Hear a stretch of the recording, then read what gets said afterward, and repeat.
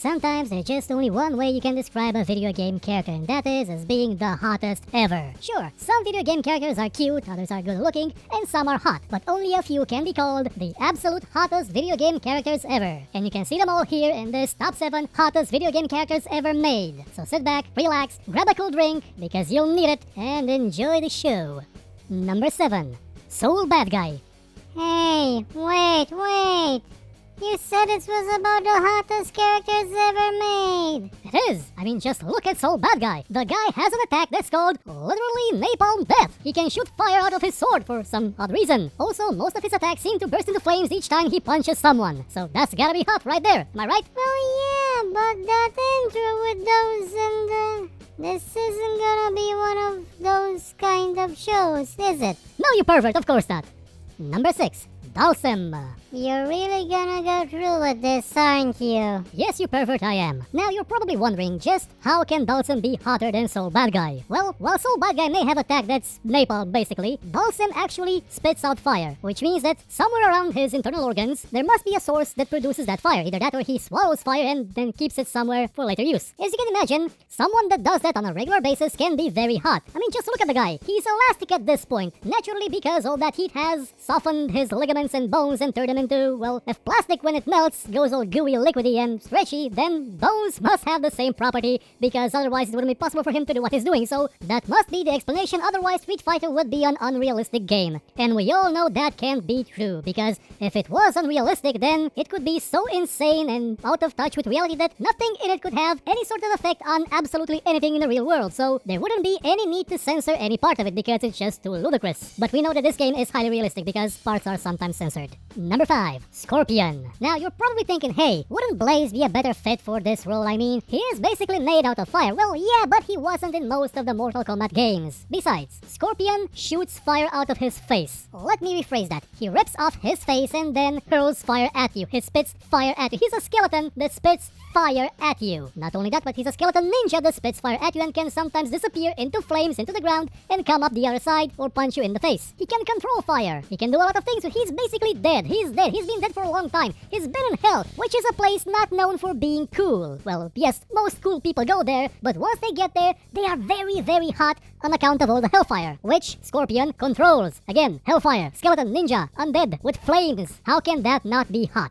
Number 4. LeChuck. Now you're probably wondering, how can a pirate be hotter than a ninja? Well, if you ask, that will be here until the end of time. So instead, I'll rephrase it. LeChuck has had many forms throughout the years. He was a ghost, he was a man, he was a ghost again, he was a zombie, he was a pirate god for a time, but most of all, at one time, he was a demon pirate. A demon pirate with a beard of fire. Not in the sense that he set fire to his beard. A few pirates did that sometimes and it didn't end that well for them. I mean in the sense that his entire beard was fire. It was a roaring flame striking fear into the hearts of those who would doubt his devotion to fire, because once you go flame beard, there's really not that much more you can do to show that you're really devoted to fire, unless you set yourself on fire completely and then somehow live. Well, he's a demon, so yeah, he could have lived, but the beard is still, how shall I put this? It's how a stylish person would show their commitment to fire without going full on fire, and being a pirate with a certain sense of style, LeChuck nailed it. Flaming beard is the way to go.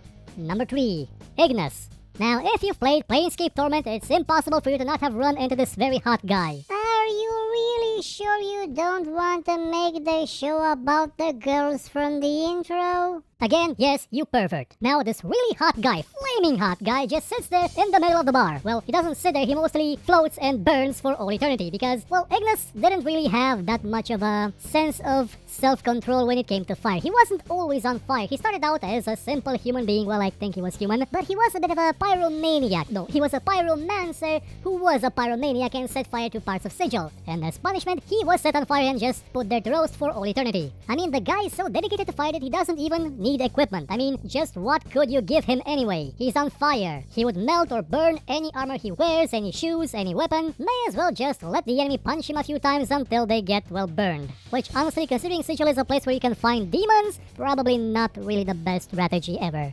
Number 2. Pyron. Some of you may not remember this guy, but he's from the Darkstalker series. And I put him here instead of someone like Blaze from Mortal Kombat simply because of where he comes from. Now sure, you could be a guardian put there to stop or cause an apocalypse or something, but that really pales in comparison with someone that comes from a planet called Hellstorm. Like a planet named Hellstorm that's bigger than the Milky Way galaxy, and considering that this guy is made of fire, then that planet is also probably made entirely of... It's probably a star. Let's face it, it's probably a giant star, bigger than, I don't know, UY Scooty, which Wikipedia tells me is the biggest star recorded up till now. Man, Cephei really got downgraded to a third-rate star, as in the third biggest one. Still gigantic, but back to the matter at hand. Pyron is basically made of fire and comes from a planet of fire. And he can travel faster than light because he's made of fire and therefore faster than light. Don't think about it too much, it's a video game. Also, he landed in the ocean, and yet he wasn't extinguished because he's just that hot. And he travels through space, consuming other planets like a giant roaring flame that constantly needs to feed in order to become stronger and live on. And then punch cat ladies in the face because that's what Darkstalkers is for.